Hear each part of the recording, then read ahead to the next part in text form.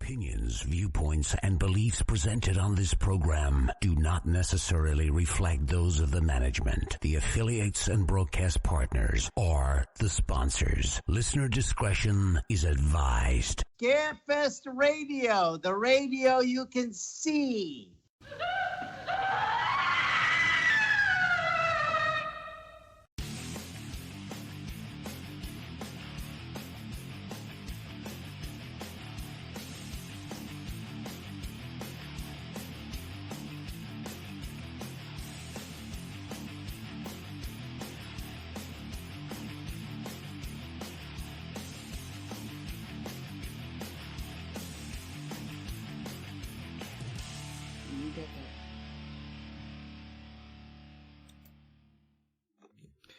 And good evening, everyone, and welcome to Scarefest Television. The original broadcast date is April 3rd, 2020, right in the midst of the apocalypse. We're broadcasting live from the quarantine zone here at the stand. And tonight, I've got Brandon Griffith, the owner of Scarefest, coming on. He's going to update us kind of on the on some stuff that, believe it or not, planning is going on still behind the scenes, despite everybody just wanting the world to end. Go to the side by side there. I was telling Brandon before the show, everybody, now this has been, okay, first of all, I am taking all this seriously. Despite the many memes that I'm sharing and the toilet paper jokes, I realize this is a serious situation, and I want everybody to stay in and stay healthy. But I was telling Brandon before the show, this week, some guy, and I have Jake Godbold is my witness, some guy lit us up on Twitter because we had not canceled Scarefest. So how do you feel about that, Brandon? Well, I don't even know where to start. We've got a lot of time to be introspective during this period. I keep asking myself, like, why in the hell we have to have a national lockdown after I'm married, and why this couldn't happen during any of the other, 30 years of relationships with people that annoyed me. Like, just the timing is way off. Anyway, it's to reiterate what you were saying, like, it is rough times, and like, I mean, I work in the medical field. I'm a Medicaid provider. I get all the information from the state. I spend every day watching C-SPAN and CDC updates, and so it's not fun. Like, I grew up like watching like The Stand and all these apocalyptic movies about a contagion, and you're just like, it's my favorite genre of film almost. But after being locked in a fucking room for 3 weeks, I'm going a little Shining here. But I understand where people are coming from. Like, you see event cancellations, and you see postponements, and you see all these things, and I think at some point sanity has to rein in that no, this isn't the end of the world. This isn't the end days. We're not going to be like foraging in the desert for gas after all this is over with. Unless Facebook goes down. I swear to God, Brandon, if the servers were to crash on Facebook, I think 50% of the population would go feral within 24 hours. Well, I think the same thing, but I think it's got to be a little bit more than that. I think if the internet goes down and we lose access to Netflix, Hulu, and HBO Go and Shudder and all those things, then people are going to take to the streets, and then it's going to turn into Thunderdome. Yeah. Like, it's just one tick away. But, in essence, though, you got to bring yourself back into reality that, our show is on October, and we are looking at this like every day. Shows are pushing back. You see a lot of shows that were in like the first part of the year rescheduling to the end of the year.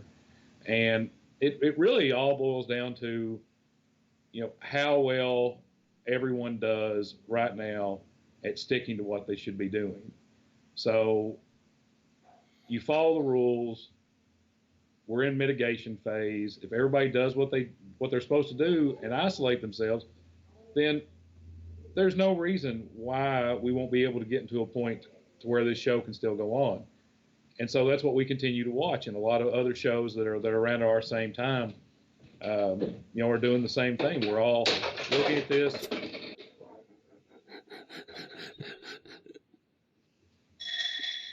That comment I made about The Shining, I'm right there. I want everybody to understand.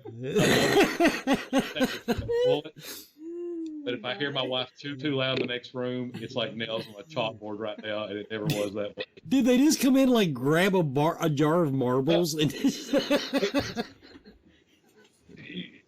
There's no rhyme or reason to, like, okay, wait. Okay, we're back for round 2. I hope she has pants things on. that you've destroyed. Yeah, that's unusual. She is wearing pants during all this. But that's going to bring me to my next point in just a second. But what I'm saying is that, you know, if we're smart now and we start doing this right, then there's no reason why things, you know, October is not out of sight. And everything is continuing on. Construction is continuing on. The work I do is continuing on. The work a lot of folks are doing is continuing on. And, you know, when things do start to get back to normal, you know, when the economy starts to pick up and stimulus stuff starts to happen, a lot of people on temporary layoffs right now, Nicole being one of them. So everybody has to adjust, and it's not easy. But there are things that we can do now that everybody needs to do, and everybody needs to be held to the standard because it's going to help us in the long run. And I don't see any reason why if we move down this progression, you know, we should be able to reintegrate back into our normal lives at some point during, like, you know, summer months going into fall. But, you know, a lot of people know, like, I worked in a lab for a long time. I did a lot with, like, microbiology and things like that. And so, like, you know, I read things like this. I stay up on it. I understand how it works. I understand the processes.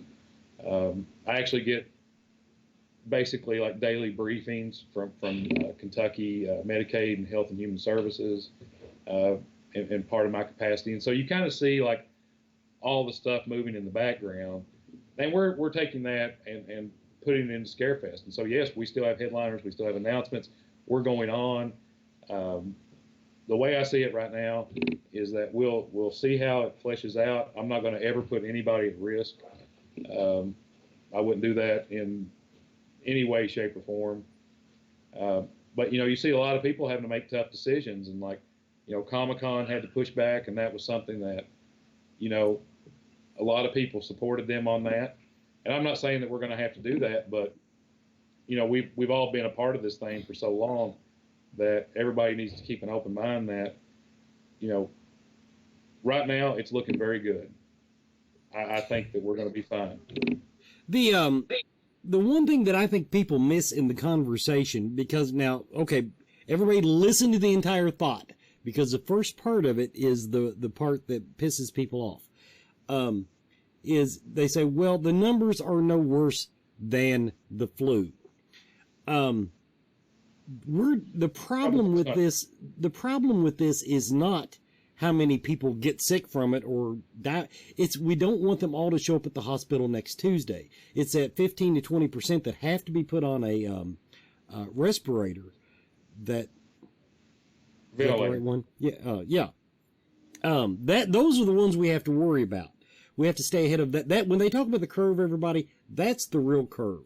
That's the one everybody's got to worry about, because no healthcare system in the world is ready for that many people to need to be breathed for. And you'll see it now. Like right now, it's a question of understanding and resources. That's what we're looking at right now. And you know, that phrase that they use a lot of, mitigation, which is just, you know, a nice way of saying, you know, don't do anything stupid that's going to put you at risk.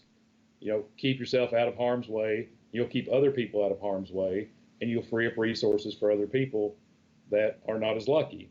Mm-hmm. So, you know, this is more about than, you know, you just keeping yourself from getting sick. It's about keeping your loved ones from getting sick. I've turned into the reciprocal of my mom, where I've turned into my mom. It's all been reversed. Like, don't go out, don't stay out too late. I've had to ground my mother. I'm quite aware of that.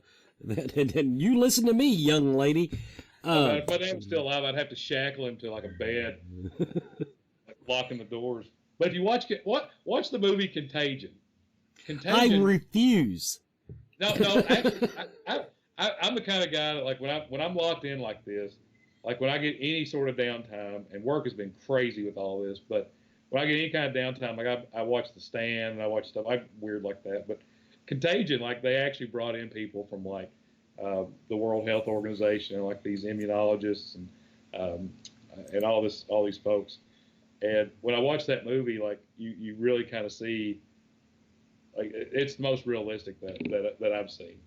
It really kind of paves the way a little bit. Except Matt Damon didn't die in that, and I hated him. So this is another thing. Of course, I mentioned it last week, everyone, and I was telling Brandon about it. The big difference in me, I very rarely make the list of indispensable people, but my day job is I'm a farmer. And you would be surprised how few things change with a stay-in-place order when you're a farmer, because there's my place back there. And so my days are actually longer than they were a month ago, because as farmers do, we work daylight to pretty much dark. And so all my friends are playing on Facebook all day and assume that I similarly have free time. But so I haven't been able to do all the binge watching, is where this was leading. And like, everybody are suggesting all these great movies and series to me. I made it through Stranger Things Season 2 last night, everyone. Now I can watch Season 3. So yeah, I'm sticking to my major themes. Like I've been watching, like I watched the Andromeda Strain. I watched Contagion. I've watched The Stand twice. Like The Stand was like my favorite Stephen King book, and The Shining is my first. The Stand is my second, and I'm kind of feel like I'm living both right now. Like I'm 3 seconds away from going like, here's Johnny, like at any given moment. Now, like, did you hear her say, like when she walked in here, if I have to hear one more fucking thing about Joe Exotic, I'm going to murder.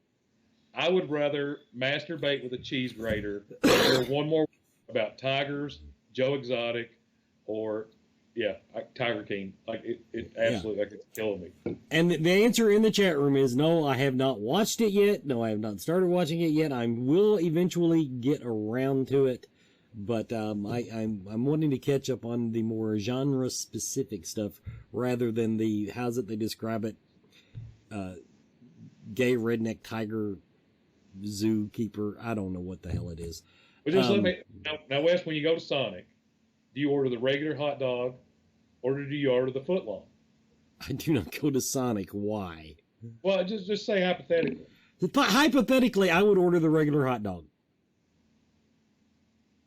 Well, you're not that straight then, are you?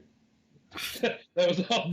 There's like a whole Actually, series of well, the funniest one that I saw was that the dude that this guy was married to, and like you've seen it all over the place, like his teeth like have a big huge gap, like he's got no teeth, and so they showed like his like incisor to his canine, and there was nothing there, and they were like social distancing, and they were like the two teeth that were close together, not social distancing.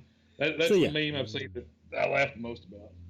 Okay, everybody, we're going to take a quick commercial break. We will be right back with more Scarefest television.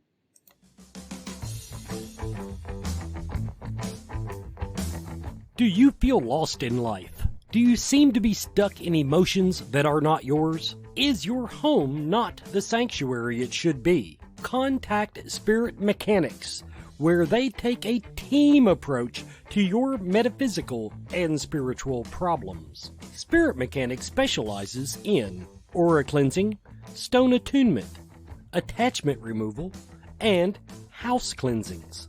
Spirit Mechanics tailors their approach to your individual spiritual path and needs. Now find them monthly at the Central Kentucky Mystical Market in Lexington, or on Facebook by searching Spirit Mechanics, that's MECHANIX. Spirit Mechanics, for your spiritual health and well-being.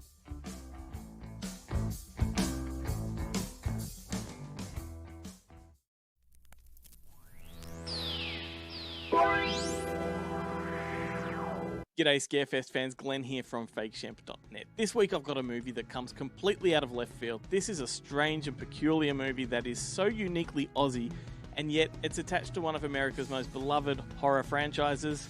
So what the hell is it? Howling 3. Now, I know that every single one of you is a horror fan, and I'm sure that you all love Joe Dante's classic 1981 werewolf movie, The Howling, and I don't need to tell you that it was released around the same time as American Werewolf in London, but didn't gain the same amount of traction. Of course, the years have been kind to it, and The Howling is now considered a classic, and over 4 decades it's produced 8 movies, one of which seems completely out of place, feels completely dissociated from the rest, and is arguably the cultiest of the lot. Of course, I'm talking about Howling 3, subtitled The Marsupials. Yep, it's that peculiar entry that is entirely Aussie, and it tells the story of female werewolves that have evolved into marsupials with pouches, and then there's strange subplot involving a Hollywood movie production, crazy doctors, and a kaleidoscope of weird and surreal imagery that removes The Howling completely from its classic lore roots and aligns it with a more abstract and subversive brand of cinema. In fact, it falls comfortably into that Ozploitation banner that Tarantino coined affectionately several years ago. The movie was made in 1987, which was a glorious time for Aussie cinema, and it was directed by Philippa Mora, whose films include Mad Dog Morgan, Communion, Pterodactyl Woman from Beverly Hills, and Return of Captain Invincible. Notoriously, he also directed Howling 2, which is one of the most maligned and hated sequels of all time, but in his defense, he hates the movie too. He hates the way the final film came out, and he hates what the producers did when they interfered and tinkered with it. So, The Howling 3 was his attempt to make things right. And well, I'm not sure he got the results he was looking for, because The Howling 3 is a widely ridiculed movie, but over the years it's found itself a loyal audience. It has a huge cult following. It stands alone as a great slice of schlock, and I think it deserves re-evaluation from all of those people that hate it. Look, I have no idea how the film is perceived over there in the States, whether it's forgotten or completely rejected, but down here it has a massive audience and the genre fans just love it. It's had numerous home entertainment releases over the years, most recently a brilliant Blu-ray release from Umbrella Entertainment down here and Scream Factory over there. It is a one-of-a-kind movie that might be completely out of place, but damn if I don't love it. I know I sound like a broken record, but do yourself a favour and find that movie. Howling 3, it's available on Amazon Prime over there, as well as those delicious Blu-rays from Shout Factory and Umbrella. They've got you sorted. And if you've always hated the movie, maybe go back and watch it with a fresh pair of eyes and take into account all the things I just said, and you might rediscover an absolute classic.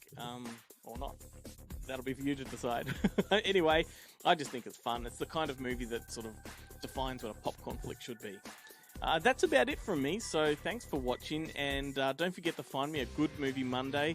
It's a brand new podcast we've been doing for a few weeks, and hope to get you on board. Just check out all the socials. FakeShemp.net is the main destination, but YouTube, Stitcher, iTunes, wherever, we'll be there. So until next week, when I pluck something completely obscure from the Outback, I'll catch you then.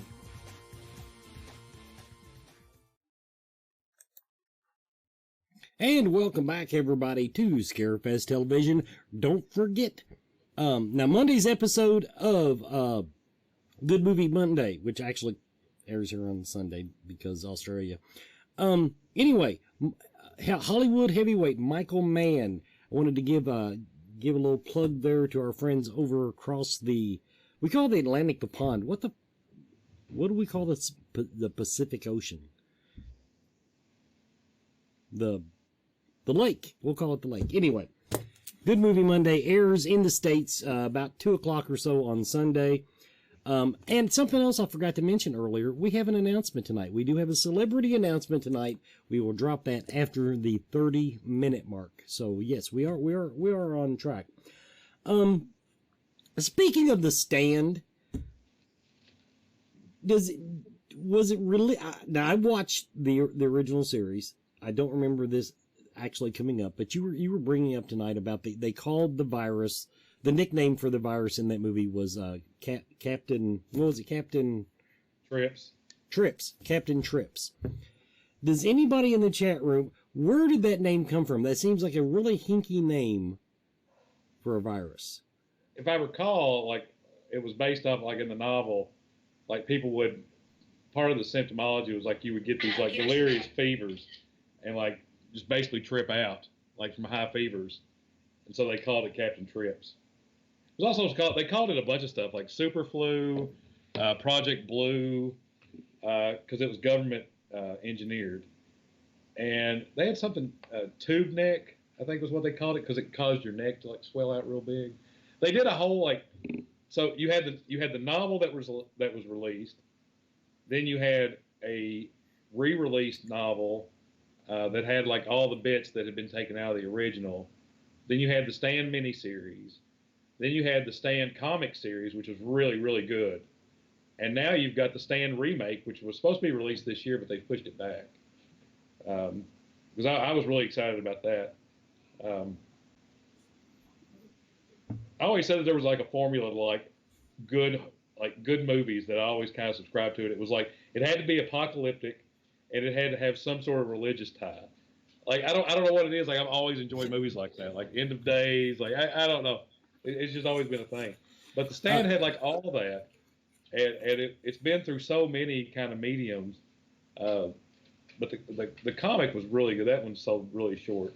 They actually, I found a lot of those here in town. But yeah, it's definitely worth the read if you haven't picked it up. And in the chat room, Jake Godbold says that it was a reference to a Jerry Garcia song. Yes. So, FYI, that's. I defer to Jake. He is much more in tune with that. We had a whole conversation one time about the Trash Can Man. It's been a long time since I've read the book. I need to read it again. Jake has reminded me of that. So anyway, okay, now back to Scarefest business. Tell me. Okay, one thing you brought up, you was telling me that you've gotten to taking the tour of the new movie theater across the street. Oh yeah, so there's a couple things going on that like everybody has to keep in mind. So one, we get a lot of updates on the construction and all that stuff, and so of course like while all this is going on, like we're monitoring like two construction projects. Of course, you've got the Lexington Center, which is our bread and butter, which is still, on tabs with that. If you watch in Kentucky, construction and those things were one of the what they labeled essential businesses, and so construction projects for a lot of parts have not been shut down. So the Lexington Center is continuing to be on par. So I've got no worries about that. Now, we had talked a lot about that new entertainment complex that they are building across the street from the Hyatt. So we were lucky enough to get a hold of the owners and the folks that are developing it, and we spent probably like 2 hours meeting these guys, and we went through like all the floor plans. They took us for a tour of the facility. And I mean, I was blown away. You're talking about like a multimedia complex that kind of has everything like all rolled into one. Like you've got several different like meeting rooms. You've got a sports bar. You've got a bowling alley. You've got these large amphitheaters. You've got this one huge room that would be, and it's all of its state-of-the-art, cutting-edge stuff. It's ideal for people to come and do podcasts in. It's ideal for large celebrity panels, film screenings, like the whole thing. And we can do, these guys are really awesome about, wanting to do new things and talking to like us and other, events that are around our time and that are going to be at the Lexington Center. And so they've got a little bit of everything now, and it's, to see it in its unfinished phase, like, you have to put on your thinking cap a little bit and imagine like what it looks like. But a lot of it is done. It's not like they're building bare bones. Like I know the last time when you guys were down there last year, they had the bricks and mortar up and like all that, but you really couldn't see a whole lot on the inside. But now, like, they've got a lot of the almost all the exterior work done. They're finalizing like the bars and the sports bars and all that stuff in there. Think of it kind of like a Dave & Buster's, except kind of like a Dave & Buster's meets like a Regal Cinema. That's kind of the best way to do it. And then it had an Offspring, and they plopped it down in the middle of Lexington. But it's right across the street from the Hyatt. It's a hop, skip, and a jump. It is like a TARDIS. That building looks a lot smaller than how they've utilized the space inside. That thing goes on. There's something in every corner. Like there's a parking structure behind it, and the bowling lanes are actually built underneath the parking structure that was already there. And the arcade, which is pretty good size, takes up like the whole other section. And so it's deceivingly like large from like looking at it. Cool. But they are slated. Now we have to, of course, we still have to talk to them and see if they've been stalled out any. But at last word, everything was going pretty good, and I fully expect it to be up and going by the time that Scarefest is here, and that's what their anticipation is. And it would be a nice little mix to work with them on that. And I think we can. I mean, they really kind of threw out some stuff that just kind of meshed with the direction we were wanting to go, and would be a lot more fun for people after hours, for us to congregate instead of like now don't get me wrong, I love the Hyatt patio as much as the next man, and it has become a part of my annual, like I look forward to those sits more than I do anything at Scarefest.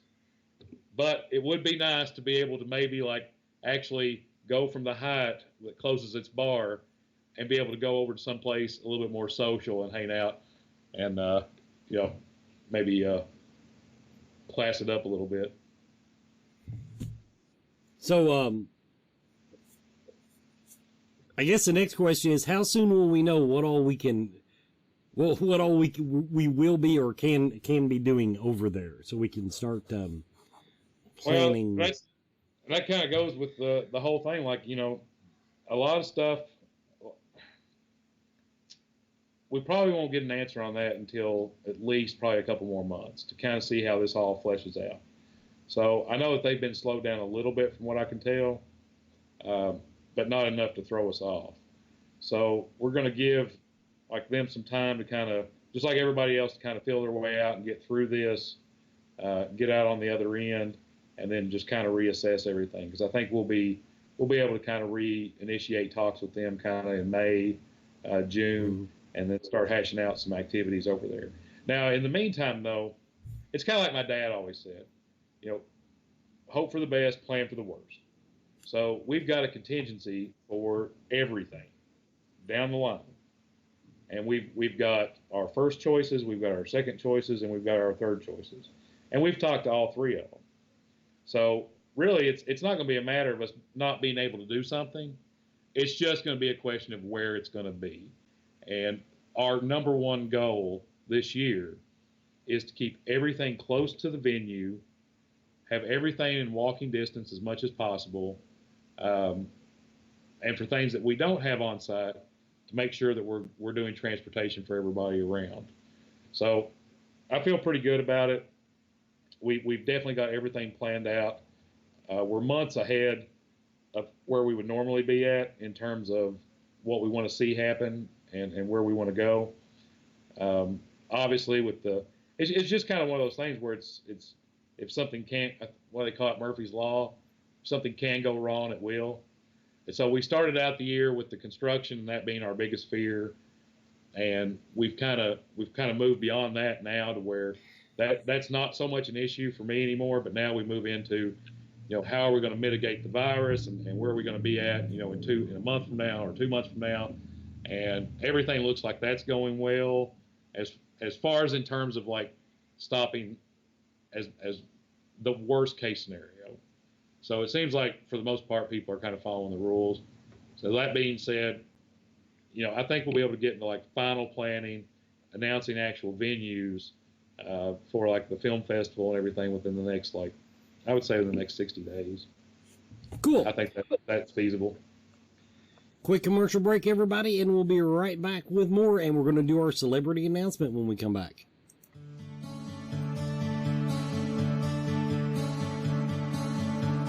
Akashic Awareness is a metaphysical healing and learning center unlike any other. A large selection of crystals, gems, and minerals greet you as you walk in the door, but from that point onward, the journey is yours. They offer a great selection of metaphysical tools, state-of-the-art holistic healing, with classes and lectures scheduled throughout the month. Akashic Awareness is open Tuesday through Saturday, noon until 6:30, 7 on Friday and Saturday. Visit their website for a current calendar of their almost daily special events and guests at akashicawareness.com.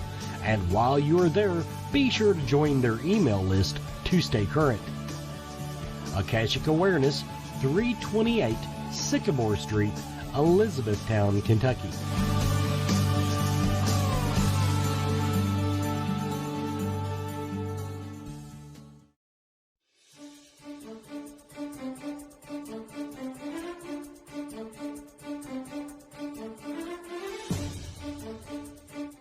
Movie history this week begins in 1979 with the release of the cult classic Phantasm.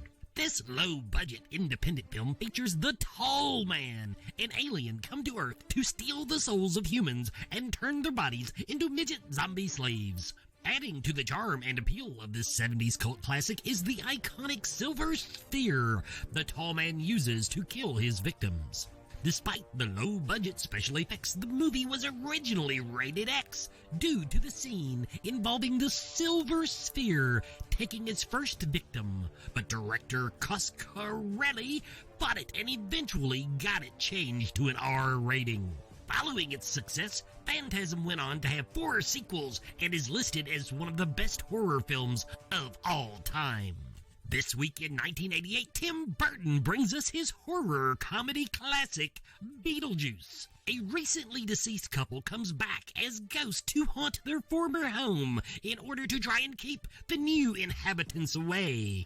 Frustrated at their failed attempts, they seek the help of a devious poltergeist named Beetlejuice. Chaos and hilarity ensue as the obnoxious poltergeist wreaks havoc before he is eventually cast out and sent back to the netherworld. Upon its release, Beetlejuice was met with positive reviews and was an instant commercial success. Despite only having a special effects and makeup budget of $1 million, the movie went on to win the Oscar for Best Makeup, which was the first Oscar for Scarefest favorite makeup artist V. Neil. The movie has gone on to spawn an animated series, numerous video games, and even a stage musical. Beetlejuice will undoubtedly go down as one of Tim Burton's greatest accomplishments and will forever be a fan favorite.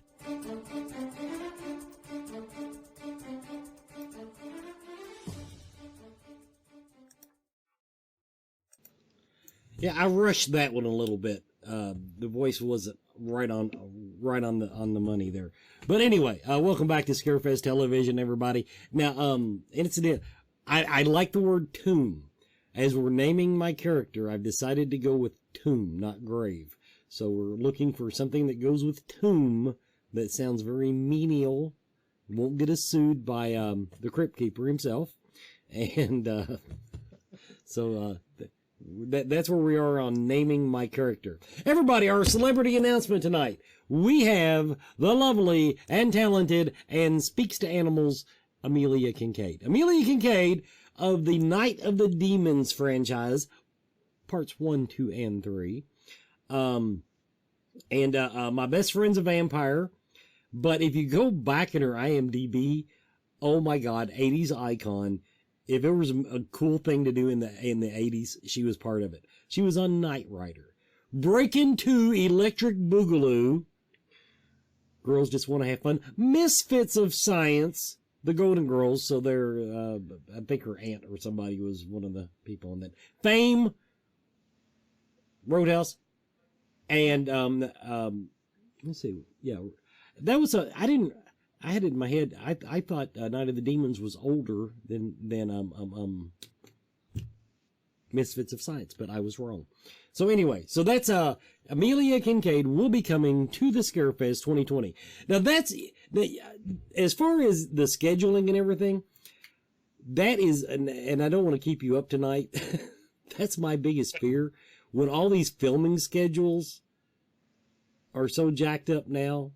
Because I've already seen everybody that had something canceled in March and April has decided to reschedule in August and September. And so what you see is a lot of things getting pushed off to, or what I've noticed anyway, is going back to July. So some have pushed back to July, and majority of actually what I've seen is pushed back to September, our old date. And then very little, from what I can see, is in October that wasn't already scheduled until October. No, So I haven't seen anybody piling on in October. I do agree with that. Yeah, and most of the folks, like we, obviously anybody that we've already signed, and we still have, I mean, a shit load of announcements. I mean, we're not done by any stretch, of course, but everybody that we're in talks with and have been in talks with, and already announced, like we talk to those guys back and forth all the time. If there's anything that changes, as soon as we know it, we'll let everybody else know it. But right now, I mean, we're pushing into April. We haven't heard of any issues so far with any of the folks that we're looking to announce, or the folks that we announced. Now, the other thing we wanted to bring you on tonight for, we're wanting to piss that guy off on Twitter just a little bit more.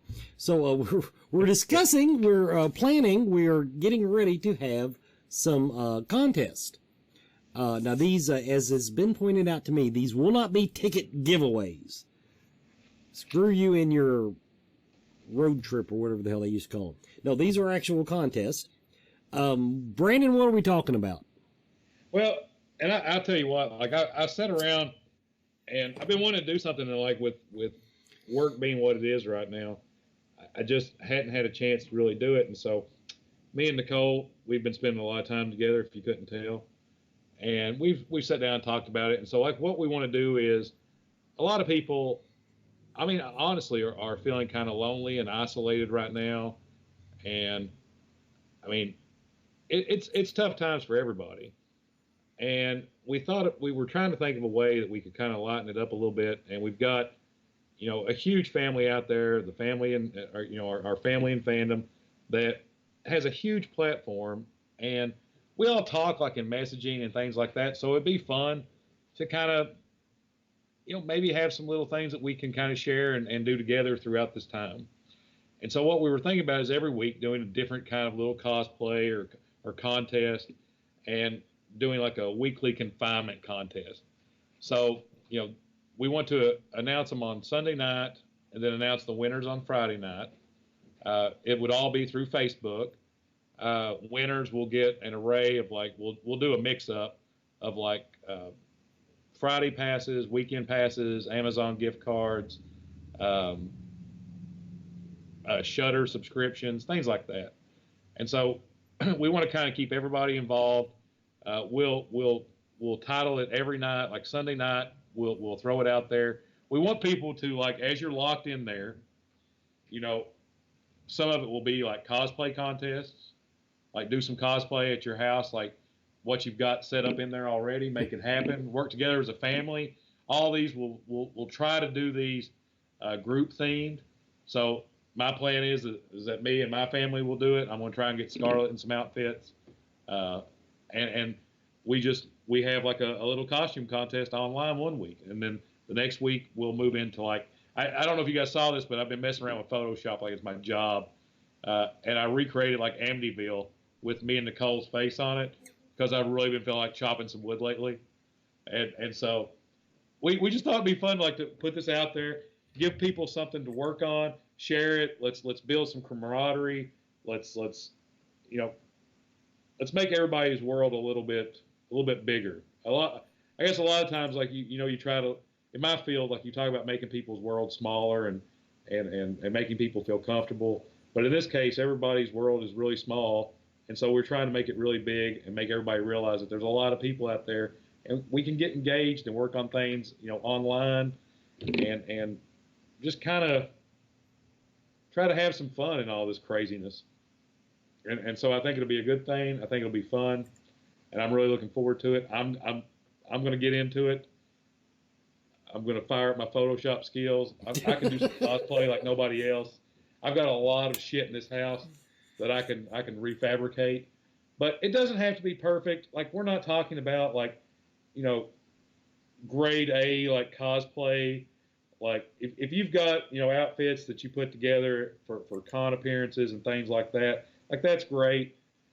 But let's really kind of get down to, you know, what I have around my house. What can I make work? Like be inventive. Like I'm just sitting there like looking around thinking about stuff. Like, you know, you got an old pillowcase. Let's redo. I made you that thing out of a colander. Oh yeah. Like we made like this Rick Moranis hat from Ghostbusters out of a colander and some old wires and bolts and shit that we had sitting around the house. And I mean, it took some time, but it was fun. We did it together, and it was a blast. So I think that, you know, we'll announce a theme and what the rules are. Like every Sunday night, we'll post it out there. We want folks to work on it, and then we'll have like an unveiling on Thursday, and then we'll announce winners on Friday. And like I said, we'll do a mix of stuff. I don't want it to just be passes. If we can divvy out some Amazon gift cards and some subscriptions to like Shudder and Screenbox and stuff like that for folks for a month, then we're on board for that. Every little bit helps. I couldn't live without my Shudder. So just thinking of ways that we can all kind of work together to kind of get through this and have a little bit of fun. And I will point out to the viewers and listeners, if you're not already a member of the Scarefest fan group, the Scarefest, it's still called Horror, Paranormal, Halloween, Celebrity something. But anyway, the Scarefest group, the group. You know you're on the right page because the banner says the group. You'll need to join that because, trust me, trying to run these contests out over more than one page is very difficult. So we will herd everyone into one location.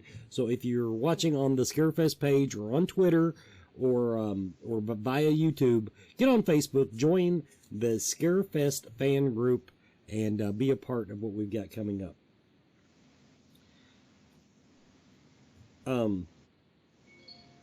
What else we got? Of course, now I was talking about everybody. Here's my update.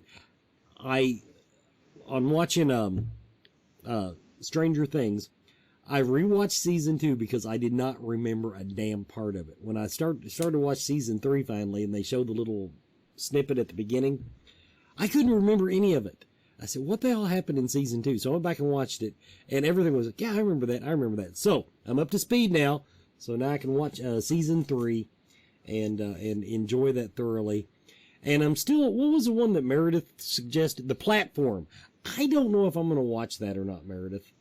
That just really sounded gross and vulgar. So take that for what it's worth. We're at our commercial break, everybody. We'll be right back with a little bit more. We've still got Bonehead Humor's movie review of the week. See you in a minute. Everyone is talking about CBD oil, and it seems like almost everyone is using it. The research is ongoing, but the apparent health benefits are overwhelming. If you're going to use CBD products, though, what brand should you buy? First, find out where the hemp was grown. Imports are flooding the market. How potent is it? Look for a brand that plainly states its concentration on the label. And look for full spectrum CBD. This means the oil contains CBD and all the other cannabinoids, terpenes, and nutrients that are found in the entire cannabis plant. Look for Blue Leaf CBD oil. Blue Leaf Naturals is a Kentucky proud company. They use only Kentucky-grown hemp, supporting Kentucky farmers and businesses. Visit their website at blueleafcbd.com now and use the code SMILE at checkout for free shipping.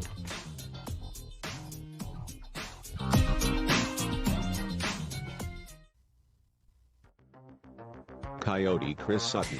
Shamanism. Spiritual advisement. Paranormal investigations. Inspirational presentations. Bringing light to the darkest places for over 20 years. Go to coyotechris.com to learn more. Hey, Scarefest fans. I wish I could go to the movies and review something for you. It's kind of tough, though. So, I'm doing my job from home, watching a toddler, a little bit of an issue trying to find something new. What I decided I would do, since we're at the end of the world as we know it, I'm joking, we'll be fine. But I did think that I'd talk a little bit about some of my favorite films, specifically John Carpenter.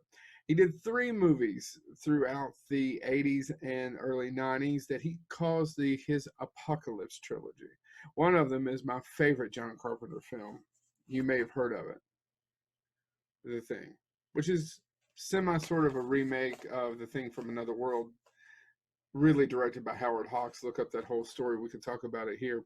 And it's based on a book by John W. Campbell called Who Goes There. And nobody knows who they are. It's about a quarantine. You're trying to stay. I gave away the next one. You're trying to figure out what the thing is. The thing attacks people and it becomes them. So you don't know who the thing is. So once again, who has COVID-19, who doesn't have COVID-19, so I stay in my house. Nobody trusts anybody. Sound familiar? If you've never seen John Carpenter's The Thing, we can't be friends. But maybe we can be friends if you go out and watch it and have a good time with it. I truly, truly suggest you see it. The next on the list was a movie called Prince of Darkness. Now, Prince of Darkness has a lot of cast of characters from some of his other films, number one being Donald Pleasance. One of my favorite movies that no one quite understands. It says it's written by Martin Quatermass. Actually, that's a pseudonym for John Carpenter. If you know anything about Quatermass and the Pit and the Quatermass films, you should, by the way. Check those out. There's a British horror film. Let me do a whole thing about that. That might be fun. It's about a priest who dies, and it's a church, and they've been hiding this basic tube of green goo down in the basement for hundreds or centuries. And basically it's Satan, but Satan is at a sub-nuclear level kind of thing. It has a little bit to do with, well, I'm just not going to get into it. None of that really makes a lot of sense. It's interesting. It makes a lot of great gobbledygook dialogue, and it has a downer ending, like all 3 of these. Now, the one that I really want to suggest, because I think most of you probably have seen The Thing. Do you read Sutter Kane? In the Mouth of Madness is a John Carpenter film that I feel like it gets overlooked quite a bit. He made it for New Line Cinema, and they cut the budget in the early 90s. And basically, it's a Lovecraft film where they never mention Lovecraft, and it just kind of gives odes to Lovecraft. So there's this writer named Sutter Kane, and his books will drive you crazy, kind of like Stephen King. He's huge, only bigger than Stephen King. And he goes missing, and they hire a private investigator named private investigator played by Sam Neill to find him. It may very well be John Carpenter's last masterpiece. I like vampires quite a bit. I love his only one. He made 2 Masters of Horror, but the one I like is called Cigarette Burns. Check that out too. It does have a downer ending, but it's a fantastic film. It's beautifully shot by the late Gary Kibbe. He's a director of photography, just passed away, cinematographer. Please check out In the Mouth of Madness. If you've never seen John Carpenter's The Thing, check out The Thing and Prince of Darkness. All of them have downer endings. They're all basically about the beginning and the end of the world, and I truly recommend them all. Now, once again, stay in your home. Don't get up to any tomfoolery out there, and I'll see you hopefully in the fall. This has been Joe Lewis of Bonehead Weekly. Stay classy. Scarefest.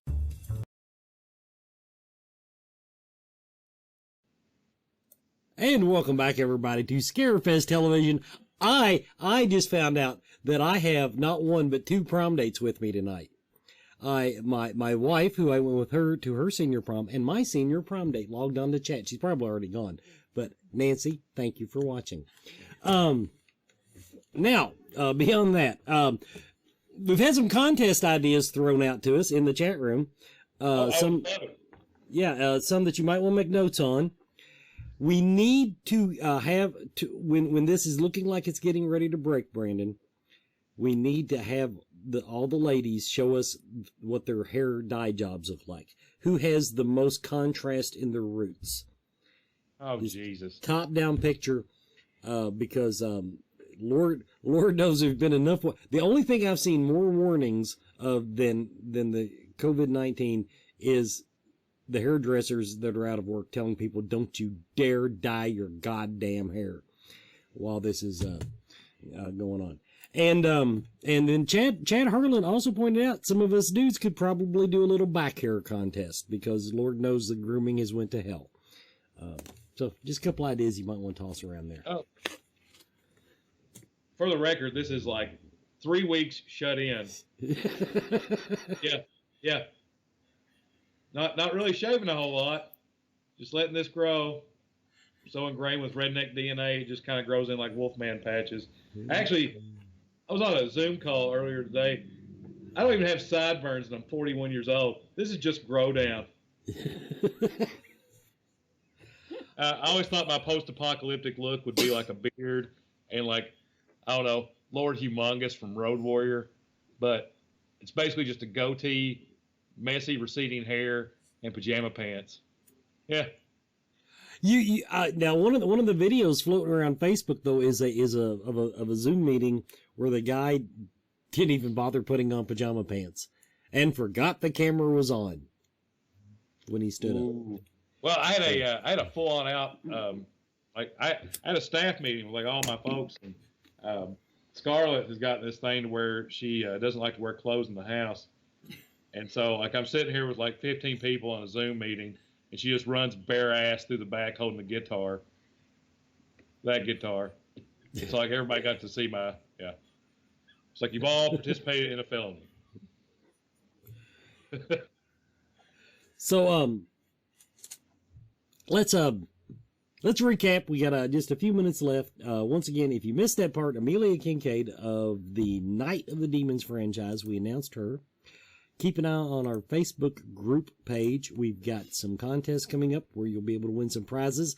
Not only, I'll probably do the ticket stuff on here. I'll start giving away some more tickets on Scarefest television, but we're going to be giving away like gift cards and stuff like that. So watch for those contests.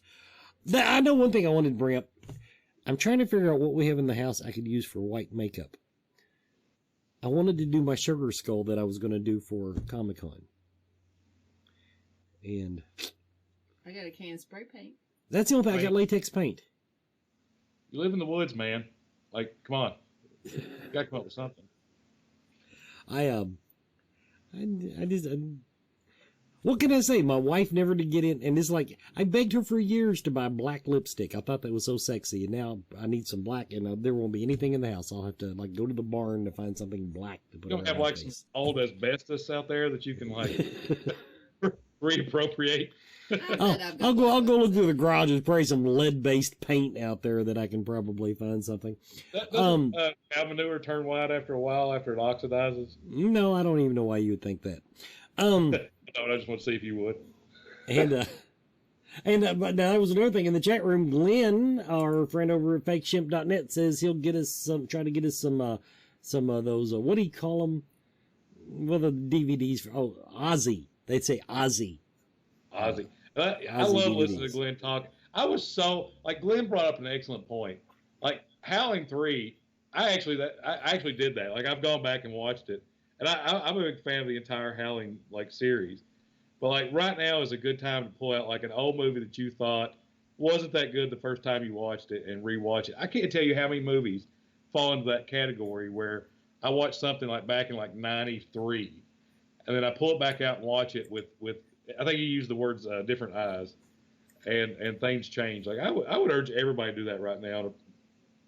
It really kind of it's a lot of fun. I've had a lot of fun showing the boys like movies that, you know, we call them like traditional B movies, but like there is all kinds of stuff out there right now that is being like repurposed through Netflix and Hulu and all that stuff. And like, you can actually get on Amazon Prime now cheaper than you could pre-coronavirus.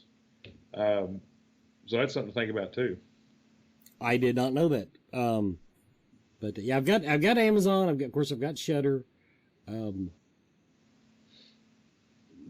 biggest complaint is,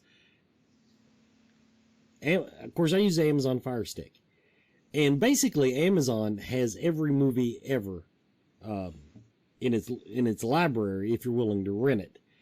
But the damn search function cannot find them, and they'll be showing like on one of their free services that they offer. And they will not. So I have a hell of a time finding movies when I actually try to drill in on one specifically. You've got to go old school too now. My dad, like when he passed and we were like cleaning out some of the stuff at the farm, like I found his old VCR and I found like all my old original, like all these movies that I had taped off Cinemax and HBO and stuff growing up. It was like all like the Doll Man, and then like obviously Critters was in there, and then like a bunch of other just obscure movies. And so firing up the VCR, like go in the basement, dust that thing off, bring it back up. Everybody, not everybody, but a lot of people out there still have a lot of VHS tapes. This would be the ideal time to pull that out. I've got a bunch, but they've been sitting in my garage, and it's not climate controlled, so I don't know how they've held up. I do actually have like 2 different working VCRs, though. We could give away a VCR one week. That might be something we do. I might just give away a VCR, so people can do that. Everybody, I'll include like an old Skinemax tape that I made for free. Watch out watching the high school football game that got taped over. So anyway, everybody, this has been Scarefest Television. We are still in business. We are still going forward with plans. We'll have more for you next week. I want you to stick around. We have a showing of our second episode of the FIFTH HOLLAR. The FIFTH HOLLAR will be immediately following me. And everybody, stay safe, stay healthy. If we can't be together, let's be together apart.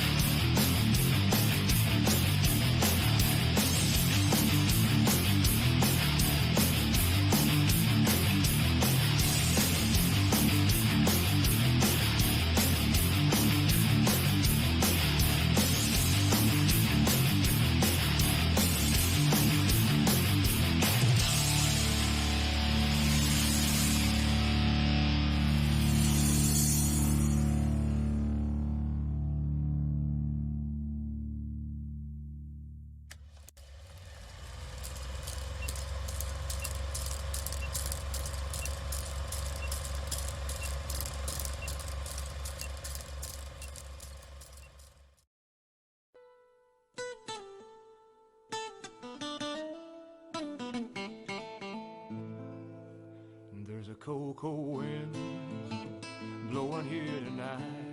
A chill in the air, honey, something ain't right. I see the writing on the wall, and I hear the bell toll. But Lord, it's so hard letting go. And I can close my eyes, hear all I see. Your haunting voice tortures me. Touch these walls, yeah, memories flow. Lord, it's so hard letting go.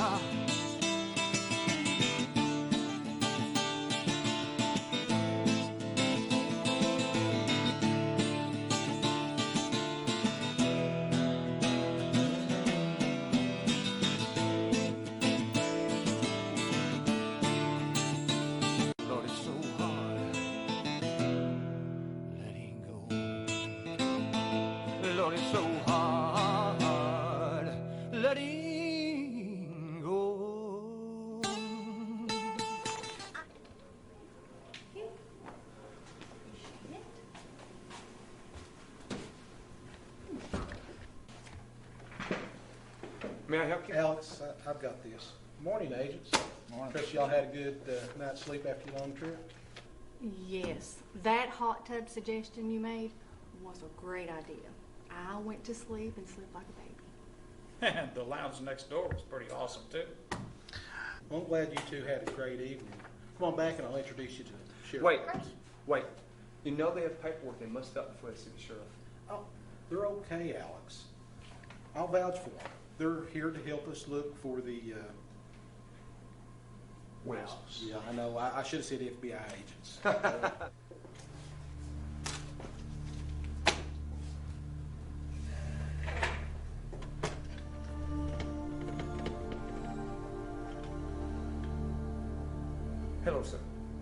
Yes. Yes, the FBI agents are here. I will do my best to keep an eye on it for you. Okay. Sheriff, the FBI agents are here. This is Special Agents Matthew Richards, Agents May Lewis. Just call me Matt, sir. You could just call me Lewis. All right, Matt, Lewis, you just call me Sheriff. Everything will be just fine. Deputy, I'll take him here. You just go on back to your duties. Sure thing. Okay, Sheriff. What can you tell us about the missing victims? And let's try to start with Mr. Wells. Adam Wells, he's from here. His job relocated in West Virginia. A few months ago, they came back here, him and his daughter. His wife passed away.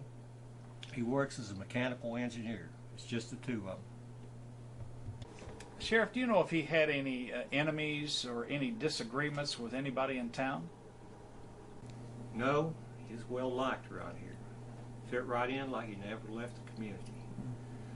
He volunteers with the Humane Society, Wags or Whiskers. My wife, she's president of it. Wow, that must be hard for a single father raising a teenage daughter without a mother. Do you happen to know how his wife died? Nah, I never got that personal with him. Never did come up in conversation. Wow, I can see why he would want to start a new life somewhere else. What do you know of his daughter, Jenny? Jenny, she's a good kid. She made friends quick with the locals. Her friend Carly, she's the one who came to her office reporting her missing. Mark? Yes, sir. When you say she was coming over here this morning? She was supposed to be here before school started this morning, about 45 minutes ago. Maybe she wanted to sign in first class first. I'll call the school and see what they say. Great, thanks. Yes, sir. Director Barnes was telling us about maybe some mysteries here in the town. Can you enlighten us on anything that you know about? Your director? I don't know how he knows about this stuff, but there's an urban legend about the Fifth Holler, about the ghost and the miners and stuff going on around here. Every decade, this ghost, the soul taker, whatever you want to call him, he shows up and he captures the souls of these miners' decedents. No one knows why, but anytime someone goes missing, they blame him in a damn mine shaft. Interesting. Does any of these people ever show back up? Yeah, some of them do. Some are found on Facebook.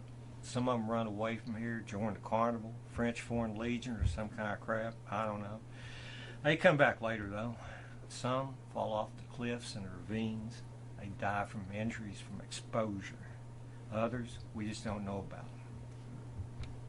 If I recall, a few years ago, didn't a prisoner escape from prison down here and live in the mountains for a few years before he was recaptured? Yeah, that's true.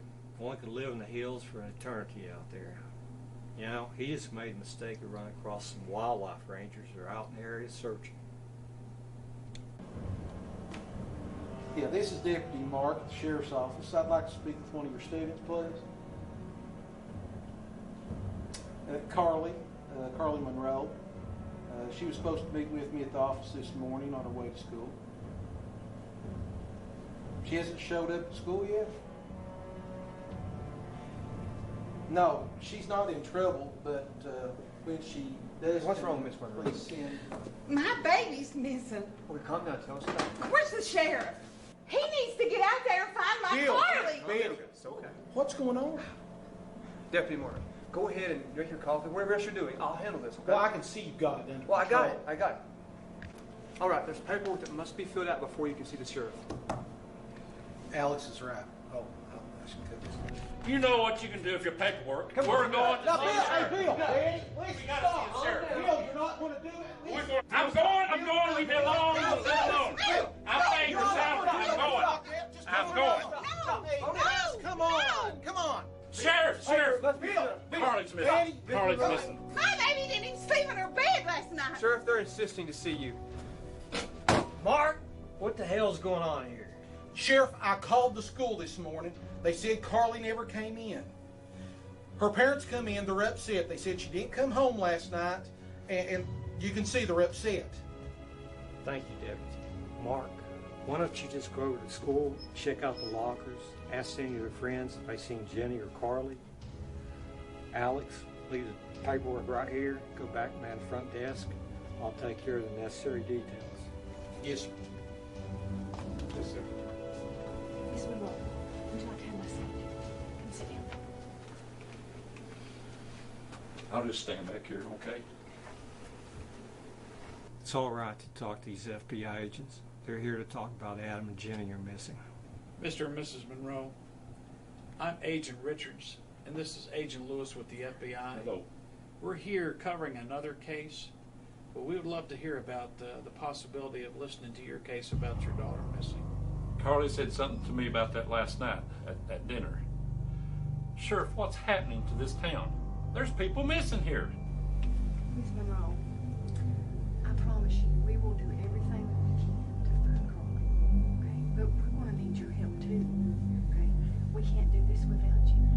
Have you contacted any of her friends or anybody? Well, Carly she's a shy girl. She just mostly stayed around her cousins, you know, Susie and Monica. And then there's Jenny. Jenny.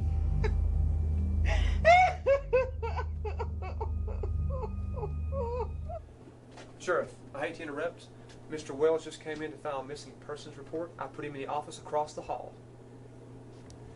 I thought he's missing too. That's some good news. Agents, will you go talk to Mr. Wells? I'll take care of the Monroes here. Sounds like a plan. Alex, can you show us where Mr. Wells is at? I sure can. Come with me, agents. Down the hall here. Mr. Wells, I'm Agent Richards, and this is Agent Lewis with the FBI. We've been understanding you've been missing lately and talking to people.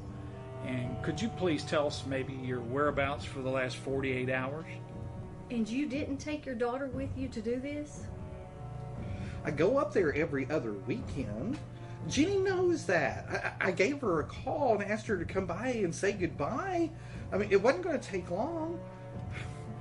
Besides, have you ever spent a weekend with a pouty teenager? I can understand the pouting teenagers. I've got 5 of those myself. But let me ask you a question. Why did you move back to Raylan from West Virginia? To make a long story short, I'm from around here. When I went to college at Moorhead, I met Kate, Jenny's mother, and, well, after college we couldn't find a job around here, so we went to West Virginia for better jobs. Then we had Jenny. Mr. Wells, what made you think that Jenny was missing if you left her regularly at home on the weekends, and after 48 hours of her gone missing, another 24 hours passes and one of her other friends goes missing, and here you show up to report her missing? Whoa! Wait, are you considering me a suspect here? Look, Jenny calls me every night, but the house in West Virginia, the cell phone signal isn't always consistent. I didn't even think about it until I got home here today. Yes, you are a suspect. And since you've returned, we've had 2 girls that have been missing. So what makes you think that something may not have happened to Jenny?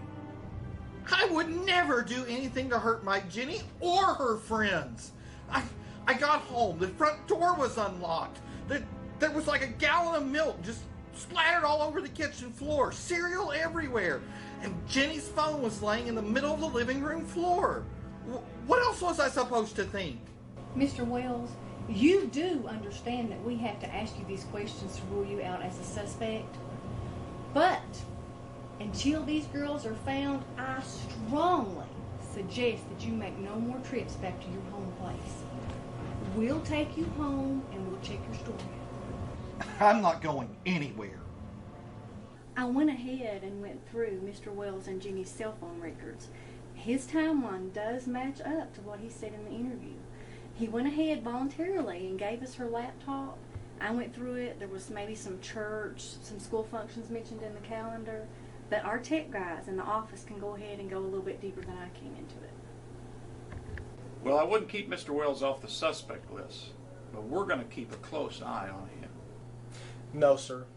I'd like to take the 2 FBI agents with me if it's okay to the Monroe's house. Maybe we can find something that would help us in the case. That sounds good to us. 3 sets of eyes are better than 1. Great. Hey, Mark. My aunt and uncle aren't actually home right now. They just went out to hang out some flyers around town. Susie, this is Special Agents Matthew Richards and Agent May Lewis. We're here with the FBI to help us on this investigation. We were kind of wanting to look around in Carly's room. Do you think Bill or Betty would have any objections with that? I mean, if it helps find Carly, it shouldn't be a problem.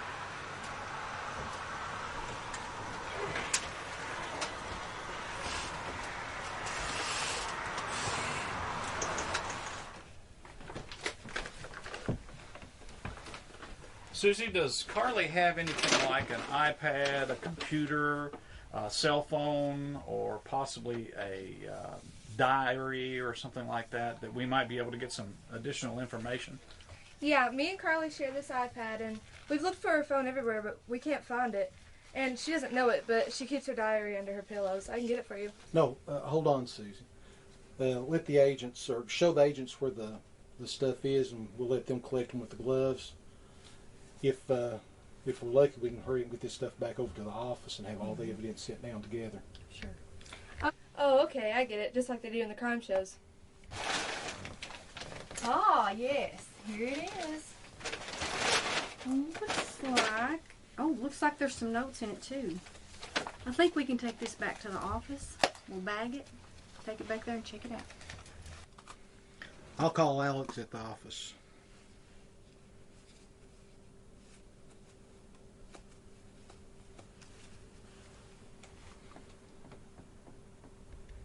Hey, Alex. It's Deputy Mark. Hey, hold off on that evidence. We got some more that we've caught. Do what? Really? Okay. Hey, Annie's store's just been broke into. We need to hurry up and get back over there. Sure thing. That sounds good. Yeah, we'll be okay. Susie, thank you so much for letting us come in here, and would you please tell Bill and Betty that we really appreciate it. If you need anything more, just make sure that they call the sheriff's office. I sure will. I really hope you guys find Carly. Us too.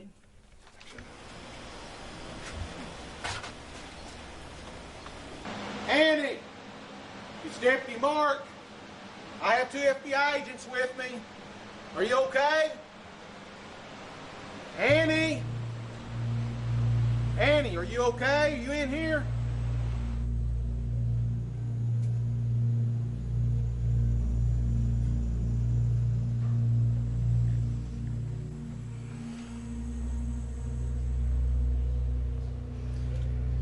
It's happening again, ain't it? Yeah, Shane, I'm afraid that it is, but we have never had 2 girls going missing at the same time, so close together. I know. What do you think we should do this time? Same as we always have done in the past. Just be ready. I just really feel like you betrayed me. I mean, I trusted you and I told you this, and that really upset me. I just don't know anymore. Honestly, I didn't tell them everything about Annie and the Soul Taker. Just enough that Eric and I could pull a prank. It was a good prank. You should have seen everyone's faces. You're still not getting my point. I just don't think that... Baby, I've been thinking. Baby, I don't know what I want to do, but I know that I want you to be a part of it. I want that too, but I don't want to stay here. I was really hoping you'd be excited about the college stuff I got you. I am. But I don't know if college is in the cards for me. My parents are expecting me to take over the family store, and... And that means you're staying here. I don't want to spend the rest of my life here, and if that means leaving you, then I guess we're done.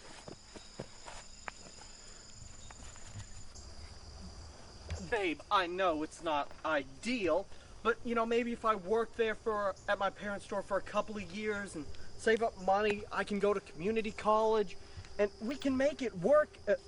Baby, are you okay? That's Carly's phone.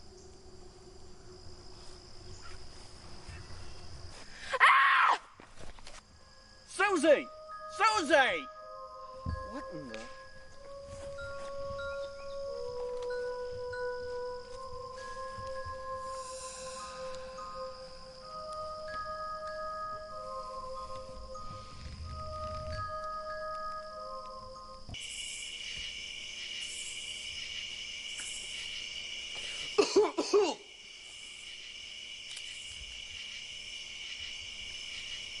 Hello? Hey, you alright? I think I got hit by a truck. Charlie, what the hell are you doing out here? I was on a date with Susie till she dumped me, left me here, and I got the crap beat out of me. I've never been dumped like that. Who did this? Susie found Carly's phone and a human skull. It freaked her out because she screamed and ran off. I see that happening. When I reached down to pick up Carly's phone, I got jumped from behind. I think I got a couple of good shots in, but he got the better of me. I'd say Annie's house ain't too far from here. We can get you over there, get you all fixed up. Come on.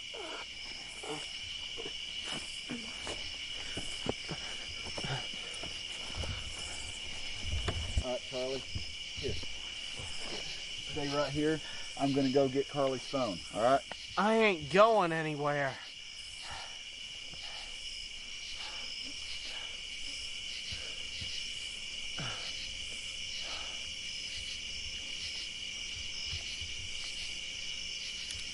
Alright, whoever you are, I better not catch you around here hurting anybody else.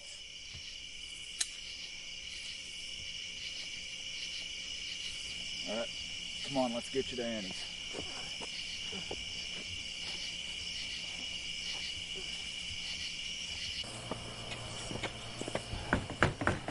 Annie! Hey Annie, you got company, open up.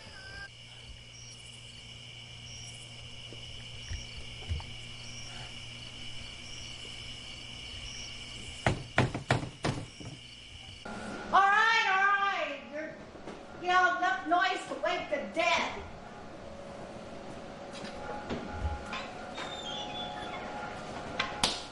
What's going on here?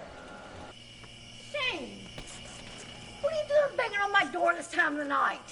Look who I found out by the hall. Charlie, you look awful. Shane, take him up to the kitchen, set him down. Let me go put on some different clothes. Okay? I'll be right there. To the kitchen.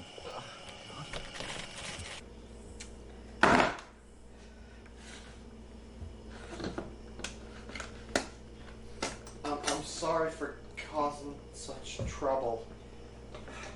You two should have known better than to be messing around the holler this time of night. Charlie, what were you doing at the holler this time of the night? Susie and I broke up. I guess I was in the wrong place at the wrong time. He-in and she-in. Those kids in that holler, you think they'd know better. That, the same thing we thought as teenagers. Dog ghost story. When they were out there, they found Carly's phone and a human skull. I think the skull is what terrified Susie because she ran off, and the next thing I know, I'm getting beat up. You're lucky you just got knocked around. Nothing ever has come good from being out there at the holler at night. Penny, I think I know who I was fighting. Good. Who was it? You go take care of him right now. Well, from all the stories I've heard from Susie over the years, I'd say it was the Soul Taker. No.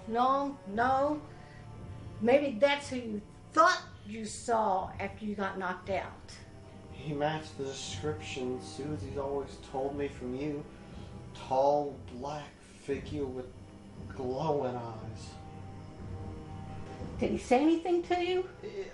It's it's a little bit fuzzy, but he mentioned something about everyone needing to be ready and how the order wouldn't be pushed out and how sacrifices need to be made. Well, let me finish getting you all fixed up, and then we'll call your parents and let them know where you're at. Why? There's no one at home to miss me. Mom's out visiting her sister, and the second the store closes, Dad's either drunk or he's passed out. You might as well just call Pastor Stone. He's been more of a father to me than my real dad ever was. Annie, I'll call Pastor Stone while you finish fixing him up. All right.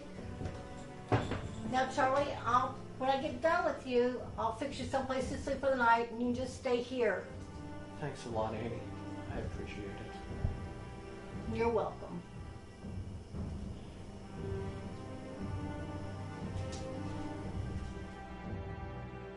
Well, Alex, I just came by to see if by chance you all have any leads on who broke into my store the other night.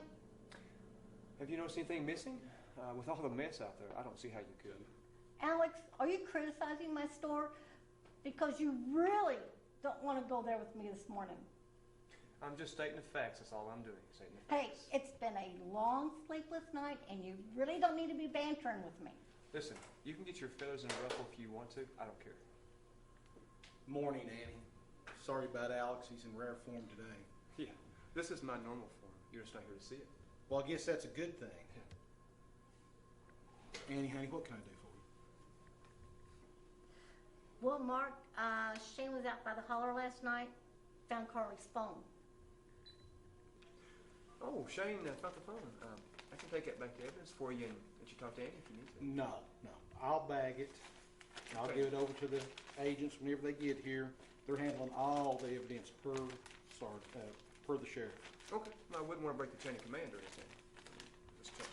Mark, you man at the front desk for a bit. Alex, need to see you in the back office. I was helping Mr. Hensley here. Mark's taking care of Miss Hensley now. You come with me. Yes, sir, sure. Annie, you and Shane know better than to disturb evidence. Why didn't you call me? You got my number. There was just too much going on last night. You know, Charlie got attacked, and I had to take care of him. Well, that's not acceptable. You definitely should have called me. That's my job, to protect the people here of Raylan, no matter how stubborn they are. Shane found something else, too. Are the agents here yet? I just got off the phone with them. They should be here about any minute. Oh, well, good. Then I'll just wait for them. Wait no longer. Good morning, Mark. Good morning. Mark, do you have any more news for us? Yeah, Annie here's... Well, actually, yeah. Shane found Carly's phone last night, and Mark has it. Oh, yes, here you go, Agent. What other information do you have for us, Annie? Yeah, I have something else I need to tell you guys, but I need to tell you in private because I don't want to alarm anybody that might come through the door next. Well, Mark, would you have a room available that we could go and talk in private? Yeah, y'all can use the conference room. I've got to stay up front here at the desk until Alex gets back. Great, thanks. You wanted to see me, Sheriff? Alex, have a seat. I prefer to stand. Alex, let's go have a seat. We need to have a talk. Yes, sir. You've been with us 7 years now. 7.5 years, sir. Right. During that time, your performance has been outstanding here. Well, thank you, Sheriff. I do my best to follow protocol. Lately, I've noticed a change in your attitude. Attitude, I have done everything that's been expected of me and then some. In the last few weeks, you've been a little on edge. You've been argumentative with Mark, the FBI, Monroe's, and just now you've been rude to Annie. I'm just following station protocol like I always have. That's all I'm doing. You know there's been a lot going on in our town now. I want you to be more aware when you're talking to staff and visitors with your tone of voice. Yes, sir. You're the first person people meet when they come to the office, and the first impression how we serve our community. If they see a bad attitude, they assume bad service. If they see a good attitude, they assume good service. Noted. Would that be all, sir? That's all, Alex. Go back, relieve Marks, and resume his duties. You have a great day, Sheriff. You bet. So, Annie, what kind of info do you have for us? In a minute, I gotta tell you something else first. Charlie and Susie were out at the holler last night, and they found Carly's cell phone. Well, Shane last night was out doing his evening walk around the holler, and he happened upon Charlie. He was beaten up pretty bad, but he brought him over to my shop. Oh. Is Charlie okay this morning? Yeah, Charlie, he's doing fine. But last night, he had told Shane that he's seen a human skull up there. When Shane went back to get it, it was gone. He couldn't find it. Now, he's gone back this morning. Shane's gonna hang some surveillance cameras out there. That way we can keep an eye on the area. Now, what Charlie told us last night was that he was jumped by a man all dressed in black and wearing a mask. Annie, have you told anybody about this? No, just you two. Well, did Charlie say that he remembered anything at all? Now, all Charlie said that he remembers is that this person was telling him something about giving a message to everybody to be ready, and he mentioned something about the order will not be pushed out this time. He also mentioned something about having to save the world. Is Charlie planning on reporting what happened to him? Do you know? No, Charlie doesn't trust anyone here. That's why I'm telling you all this info.